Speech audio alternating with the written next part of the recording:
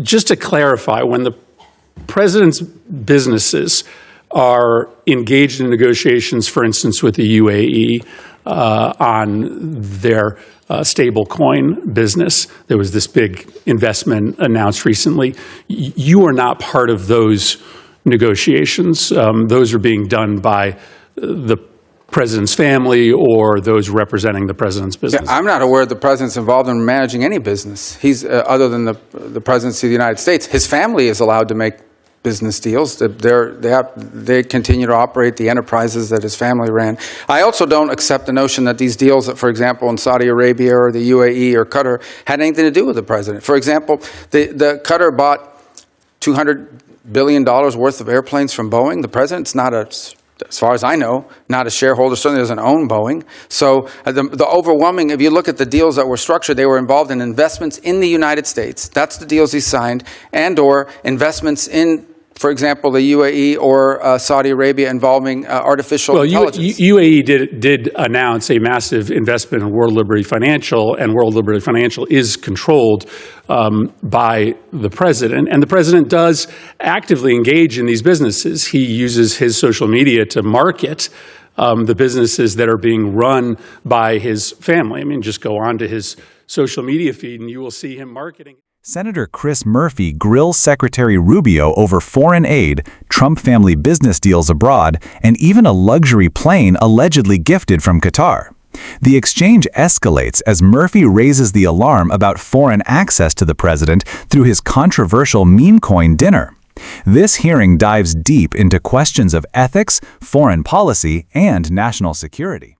Thank you very much, Mr. Chairman. Thank you, Mr. Secretary, for being here. Before I ask my questions, I just ask that after this hearing, you go back and reconsider a claim that you made in your opening statement. It would certainly shock Americans to hear that only 12% of our foreign aid reaches recipients, needy recipients on the ground, the people who need the help. That is not actually an accurate number. That is the amount of our aid that goes directly to local groups on the ground. But as you know, most of our aid runs through bigger international organizations like Save the Children. Those entities are getting somewhere around 80–85% of the aid we give them directly to recipients on the ground. And so I think what you've done to shutter USAID is illegal, but I also think it's bad policy. And I do think it's important for us to all be operating with the same set of facts.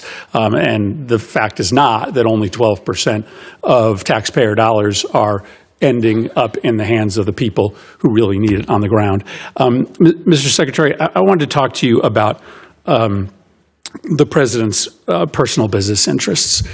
During his first term, he made the decision to not enter into any new business deals during his presidency, that Trump-affiliated businesses would not enter into any foreign business arrangements. And that made sense because obviously it can be confusing for foreign governments to know how to try to win favor with the U.S. government if they have one route, making concessions that are good for U.S. national security, and they also have another route, which is perhaps helping the president's business interests.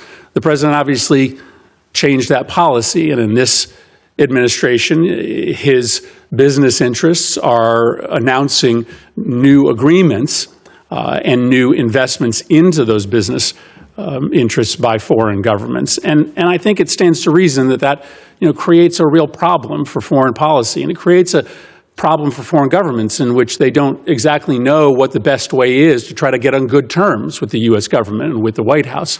Is it to do what's right for American national security, or might it also be to do a business deal with the President of the United States or the entities that he controls?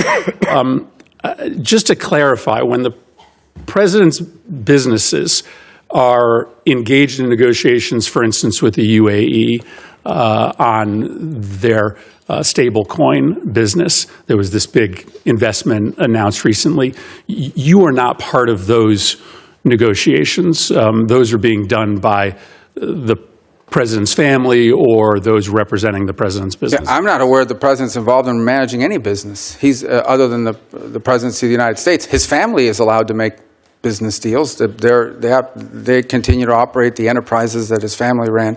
I also don't accept the notion that these deals, that, for example, in Saudi Arabia or the UAE or Qatar, had anything to do with the president. For example, the Qatar bought $200 billion worth of airplanes from Boeing. The president's not as far as I know, not a shareholder, certainly doesn't own Boeing. So the overwhelming, if you look at the deals that were structured, they were involved in investments in the United States. That's the deals he signed, and or investments in, for example, the UAE or Saudi Arabia involving artificial intelligence. UAE did announce a massive investment in World Liberty Financial, and World Liberty Financial is controlled by the president. And the president does actively engage in these businesses. He uses his social media to market the businesses that are being run by his family. I mean, just go on to his social media feed and you will see him marketing his meme coins. So that is the president of the United States. That is not his son's doing. But that, just to be clear, that was not part of this. That was not an announcement as part of this trade visit that was conducted into the Middle East. Well, whether or not it was made during the time the president was there are obviously business deals being done between Trump entities and these countries. Let me ask you about the one that is probably most confusing to this committee, which is the planned gift of a plane to either the United States government or the president.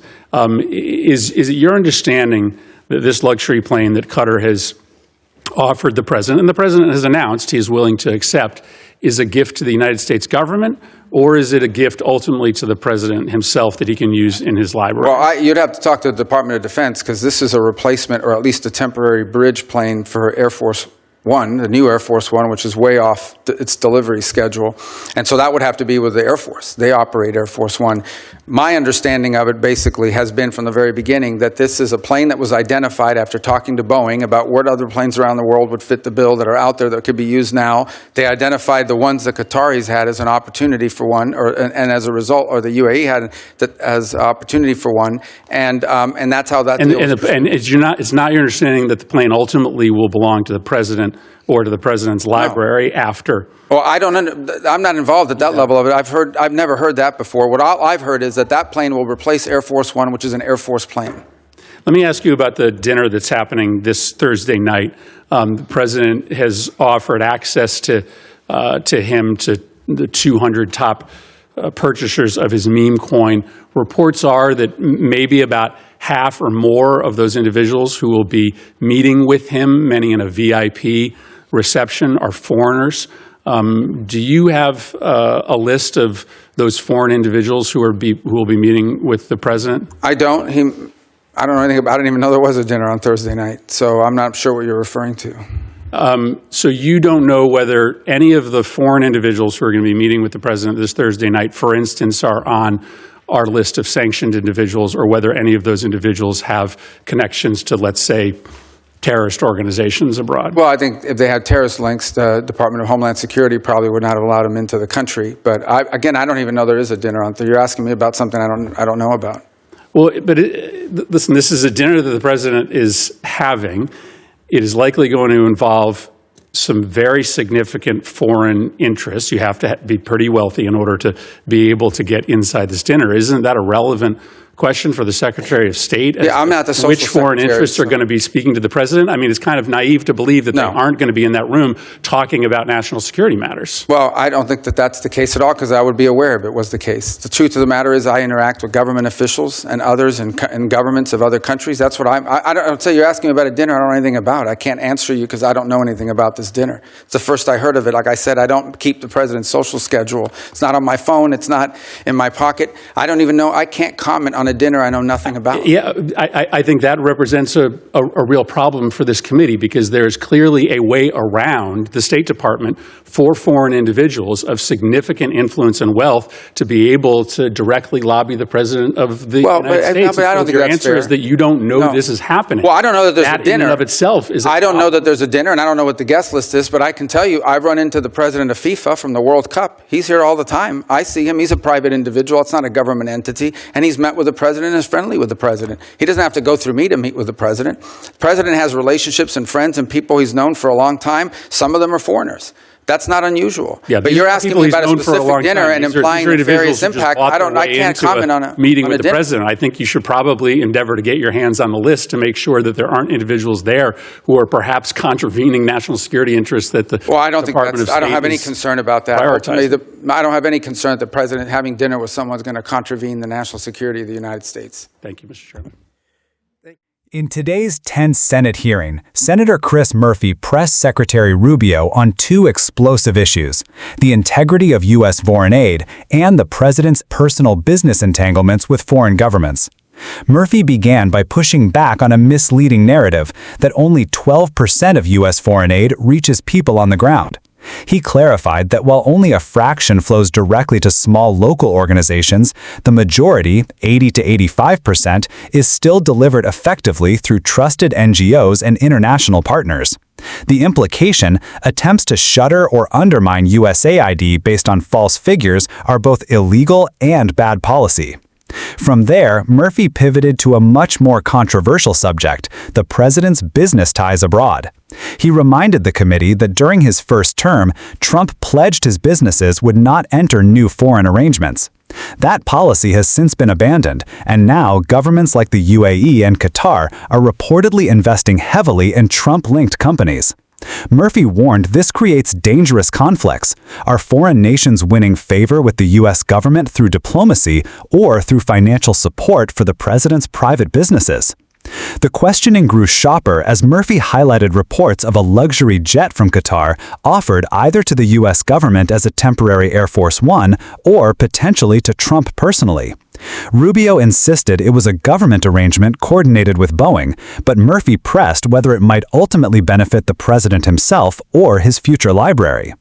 The biggest flashpoint came when Murphy exposed reports of a VIP dinner for the top 200 meme coin investors, many of them foreign nationals. He warned this could give sanctioned individuals or those tied to terrorism direct access to the president. Rubio denied knowledge of the event and dismissed the concern, saying DHS wouldn't admit dangerous actors.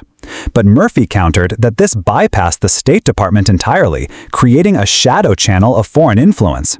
The clash underscored a fundamental tension: Murphy's warning of a pay-to-play presidency versus Rubio's insistence on separating official policy from Trump family business interests. This fiery exchange raises profound questions about the intersection of business, politics, and national security. Senator Murphy paints a picture of foreign access being bought with investments in crypto, while Secretary Rubio insists official policy remains unaffected. But the unanswered questions linger. Are America's national interests being put at risk? We'll be watching closely.